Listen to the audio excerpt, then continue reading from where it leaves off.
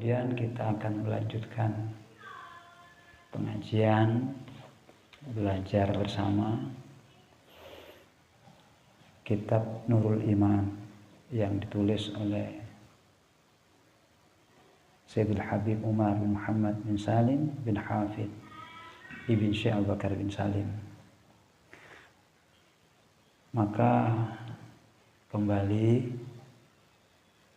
bersama-sama kita iftitah majelis kita, taklim kita dengan Ummul Kitab Suratul Fatihah, dengan niatan juga membuka hati kita sebagaimana Allah membuka Al-Quran dengan Suratul Fatihah, kita juga akan membuka hati kita dengan Suratul Fatihah sekaligus membersihkan hati kita. Karena sebaik apapun ilmu yang akan disampaikan, kalau diterima oleh hati yang tertutup atau hati yang kotor, maka tidak ada ilmu yang mulia, tidak ada ilmu yang bagus kalau dia masuk dalam hati yang kotor. Maka ulama kita juga mengajarkan, tengadahkan hatimu, buka untuk menyerap dan mendapatkan ilmu, dan setelah itu dibersihkan. Karena ilmu-ilmu yang mulia itu hanya tinggal di hati-hati yang mulia. Dan kita dianjurkan untuk mengambil ilmu dari hati orang-orang yang mulia. Karena dari sanalah sanad keilmuan itu memiliki rantai emas kepada Rasul Muhammad SAW. Min fulan, min fulan, min fulan, an fulan, an fulan, an fulan. Dari mereka yang memiliki hati-hati yang bersih sampai kepada manusia yang paling bersih hatinya, baginda Nabi Muhammad SAW. Semuanya dapat barokah beliau. Allah membuka hati kita semua, membersihkan hati kita semua untuk mendapatkan ilmu baginda Nabi Muhammad SAW. Al-Fatihah. Bismillahirrahmanirrahim. Alhamdulillahirabbil alamin. Arrahmanirrahim. Maliki yaumiddin. Iyyaka na'budu wa iyyaka nasta'in. Ihdinas siratal mustaqim. Siratal ladzina an'amta 'alaihim ghairil maghdubi 'alaihim waladdallin. Amin. Allah.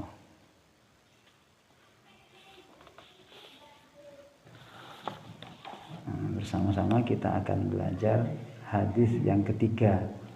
Kemarin kan hadis yang kedua. Cuma ketika Maulid itu kita tidak baca kitab ini ya. Kita baca tentang syafaat Rasulullah. Karena ikut menghormati kedatangan bulan Maulid. Semoga itu bukan yang terakhir ya. Maulid yang akan datang kembali kita bisa bersama-sama. Karena kami waktu itu sangat bahagia, senang. Ada pengajian lengkap dengan bunganya, ada bunga mulai gitu kan. Lengkap. Ini setong kebungaan, kebahagiaan. Lebih bahagia boleh men pengajian pada kembang. Tapi tidak para bunda. Jadi walaupun mungkin secara zahir majelis kita tidak terhias dengan bunga-bunga, dengan hiasan-hiasan yang indah, tapi insya Allah hati kita sudah dihiasi oleh Allah Subhanahu Wa Taala dengan ketulusan kita. Hadis yang ketiga ini, An-Nu'man bin Bashir radhiyallahu taala anhu qala Rasulullah sallallahu alaihi wasallam, ittaqullah wa'dilu fi auladikum.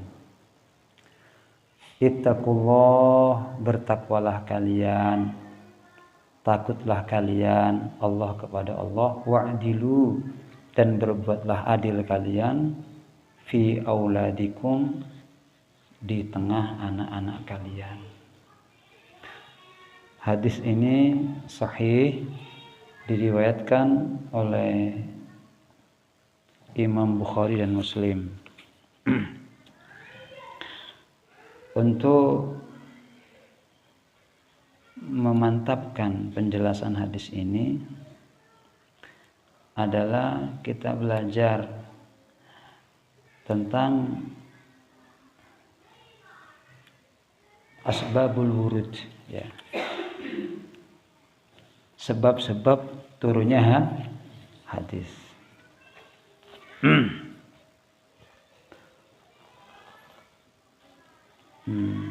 Di sini disebutkan syarhul hadis, sababul hadis, sebab-sebab turunnya hadis ini adalah menurut Imam Bukhari bahwasanya Nu'man bin Bashir radhiyallahu anhu qala wa huwa 'alal minbar a'tani abi Atiyah faqalat Amratu bintu Rawahah. Jadi beliau mengatakan memberi kepada saya bapakku satu pemberian. Ada yang mengatakan itu adalah seorang budak. Maka ibunya berkata, faqalat berkata, Amratu bintu Rawahah. Amrah ini istrinya, ya. Putrinya Rawahah. La ardo hatta tushhida Rasulullah sallallahu alaihi wasallam. Aku tidak ridho kamu berikan kepada anak itu pemberian itu atau budak itu sampai engkau menjadikan Nabi Muhammad sebagai saksi. Jadi ada orang tua ingin kasih sama anaknya. Jadi kok ya. Terus ada istrinya gitu kan sebagai ibunya itu. Ibunya bilang, aku tidak ridho kamu kasih itu sama anak ini sampai engkau menjadikan Nabi Muhammad sebagai saksi. Ayo. Nah, kemudian fa'ata Rasulullah SAW. Datanglah kemudian aku ini tadi yang bapak ngasih ini kepada Nabi Muhammad SAW. Faqal kemudian berkata, inni a'taitu ibni min Amrah binti Rawahah Atiyah. Ya Rasulullah, sesungguhnya aku akan memberikan sesuatu kepada anakku yang laki-laki dari istriku yang bernama Amrah binti Rawahah.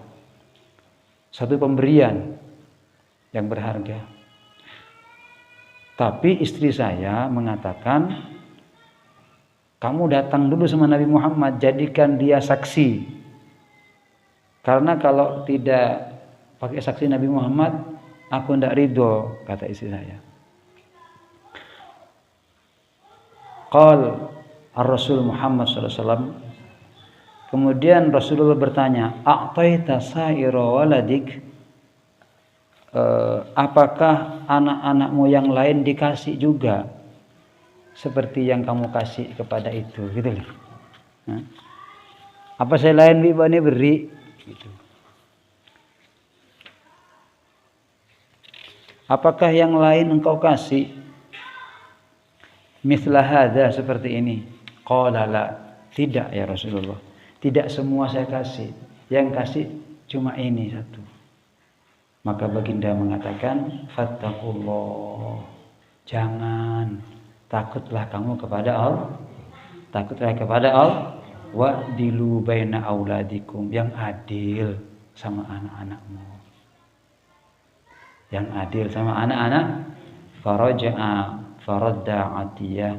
Kemudian pulang orang ini dan ditarik kembali pemberiannya. Nah, ini ulama kemudian menjelaskan. Ya, kalau di sini panjang pembahasannya. Ada ishad anni qad nahaltu Nu'man kadza wa kadza min mali faqala Rasulullah neka artinya ada beberapa kali didatangi. Ya Rasulullah, saya jadikan saksi engkau begini. Pertanyaan Nabi Muhammad seperti itu. Apakah anakmu dikasih juga yang lain? Gitu kan? Aqul labanika qad nahalta mithla ma nahalta Nu'man. Karena sahabat Nu'man begitu. Semuanya dikasih. Anda ya Rasulullah, Allah, tidak boleh gitu. Artinya kata para ulama, orang tua itu wajib adil kepada anaknya. Ada yang mengatakan sunnah, tidak wajib. Kenapa? Karena kalau orang tua tidak adil sama anak, ini bisa mendatangkan kecemburuan terhadap anak. Nah, ketika anak itu cemburu, kadang mendatangkan kebencian. Nah, ketika kebencian itu ada, ini bisa mendatangkan permusuhan. Jangan kita jangan orang-orang seperti kita. Nabi Yakub alaihissalam, ketika beliau mengatakan kepada Nabi Yusuf bahwasanya Yusuf lebih dicintai daripada anak-anaknya yang lain. Karena akhlaknya yang baik, karena budi pekertinya yang mulia. Kemudian diberi oleh Allah tanda-tanda mulia. Sampai Yakub mengatakan, putraku, kamu jangan cerita sama yang lain ya. Kan begitu kan? Kok anda hebat, kok ada eman, kok ada sayang. Maka saudara yang lain tidak terima. Ini sudah adanya Nabi Yakub. Apalagi sebenarnya Nabi gitu kan. Gue lebih impian tak adil sama anak, bahaya itu. Bahaya. Ada yang mengatakan bukan wajib tapi sunnah ya, di kitab ini penjelasan ulama. Jadi hadis ini menimbulkan hukum tentang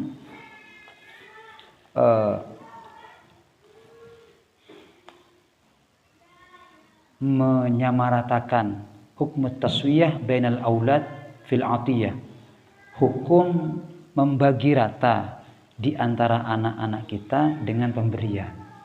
Ada yang mengatakan wajib, ada yang mengatakan sunnah. Begitu.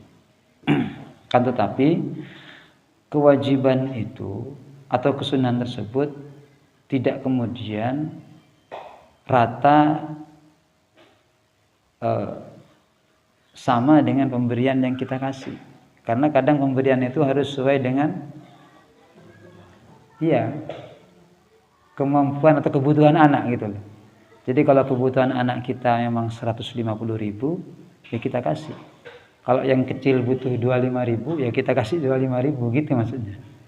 Ini pas ya bentos seket congkakan atau seket kiadin. Jangan. Maksudnya bukan begitu ya. Bukan begitu. Nah, cuma ketika hal ini berkaitan dengan sesuatu yang berharga, mun setonge beri bengkok, setonge beri bengkok ya, maksudnya begitu.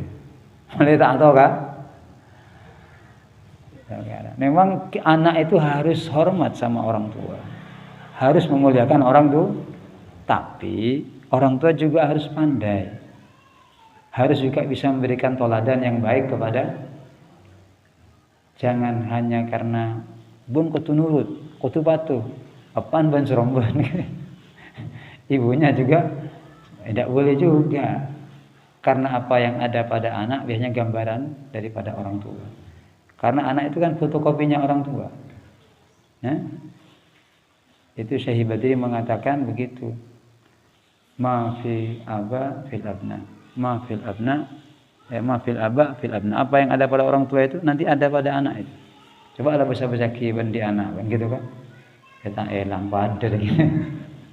Biasanya begitu ya. Pada biasa. Nah, jadi ini hadis memberikan penjelasan kita harus adil. Memang namanya orang tua itu ya, Masya Allah. Sayangnya itu kan sama anak luar biasa. Apalagi sama sebenarnya Pak Ibu daripada Bapak dan Ibu itu sama. Kemarin kan alhamdulillah pada hari ayah ya. Ini hari ibu melolo. Alhamdulillah masuk kok meloki aja kok ditanya. Ya, Haji. Nah, di hari ayah itu saya juga dapat surat dari anak saya ini. Terima kasih kata. Ya Allah, iya alhamdulillah apa ada kayak ngaiki ya. Karena selama ini kan hari ibu gitu kan.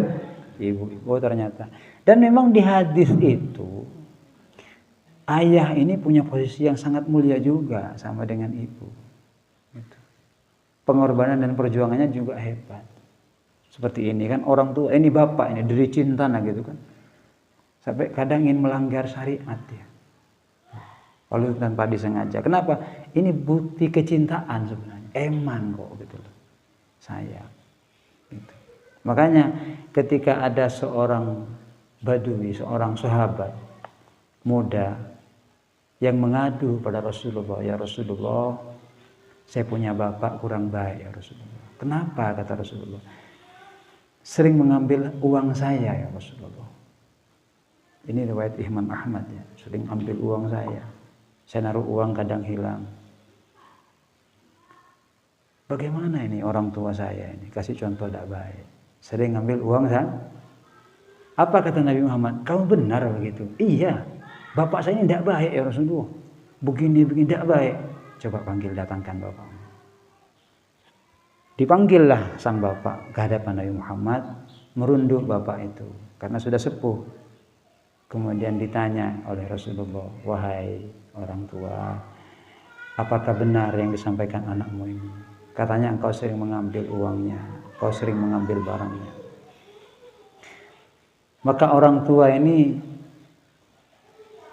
sambil meneteskan air mata berkata, iya ya Rasulullah, saya mengambil sebagian uang anak saya. Saya ambil juga sebagian hartanya. Bukan untuk saya saja, untuk saudaranya, untuk adiknya yang tidak mampu. Karena ini agak sulit ya Rasulullah kata. Jadi saya kasih, saya ambil. Bukan untuk saya sendiri. Nah, akhirnya setelah bapak ini mengatakan seperti itu, anak ini dipegang dadanya sama Rasulullah. Dipegang sama Rasulullah. Keran bajunya dipegang, pas dilempar sama dia. Sambil marah Rasulullah, anta wa maluka li abik. Dilemparkan engkau hartamu milik bapakmu. Anta wa maluka li abik. Engkau jangankan hartamu, nyawamu untuk bapakmu. Marah Rasulullah itu. Duka. Gitu. Nah, makanya berbahagialah wahai para bapak gitu ya. Sama. Bukan hanya surga di bawah telapak kaki ibu ndak. Surga juga di bawah telapak kedua orang tua kita. Seharusnya memang begitu itu hadis. Maksudnya Rasulullah nyebut itu juga dengan kita. Begitu. Makanya bapak ini karena sering dijadikan tempat bertanya, sering dijadikan tempat untuk berlindung bagi anak-anaknya. Ya. Ini bagaikan cahaya, bagaikan lampu dalam rumah tangga ya, yang bisa membuat suasana tenang, nyaman. Memang bapak itu tidak bisa memberikan semua apa yang diinginkan oleh anak, oleh istri. Tapi bapak itu akan memberikan semua yang dia miliki untuk orang-orang yang dicintai, untuk anaknya. Kita bisa bayangkan mandi anak sakit itu ya, kan gitu kan. Ya semoga orang tua kita dimuliakan oleh Allah Subhanahu wa taala. Ditinggikan derajatnya oleh Allah Subhanahu wa taala. Jadi ini adalah cara kita mendidik keluarga, mendidik anak. Harus adil. Harus adil. Hati-hati, hati-hati. Karena kadang kita itu kalau sama anak yang tidak cerdas, sama anak yang tidak sukses secara zahir, kadang kita itu memandang sebelah mata, lebih senang sama anak yang sukses, ceria. Padahal kok apa ya maksudnya ya? Karena sekut abdi pese, pelak. Setong tak watendi gitu kan. Yang kep korang pelak. Padahal benih tak pelak, yang sabung saya bagi gitu. Nah, akhirnya tidak begitu disayang. Gitu. Hati-hati. Takut nanti mau tak ada ya orang tua kita kan gitu kan.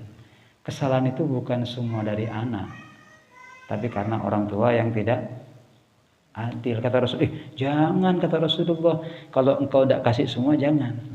Sudah. Karena sahabat itu patuh sama Rasulullah, akhirnya ada coba begini. Nah, begitu maksudnya. Ini tarbiyah ala Rasulullah SAW. Jadi cara mendidik Nabi Muhammad kepada orang tua agar menjadi orang tua yang adil ketika memberikan kepada anak-anak. Jadi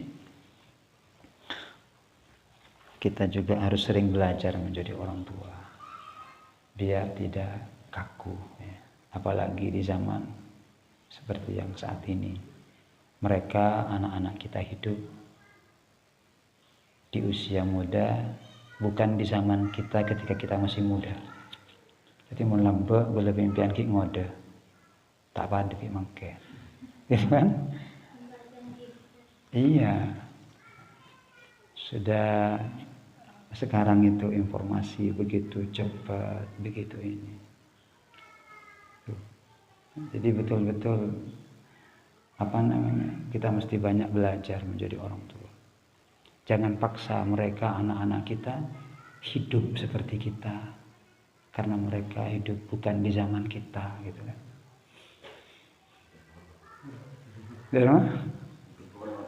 Iya, bukan artinya tidak salah mereka, karena memang sudah beda gitu.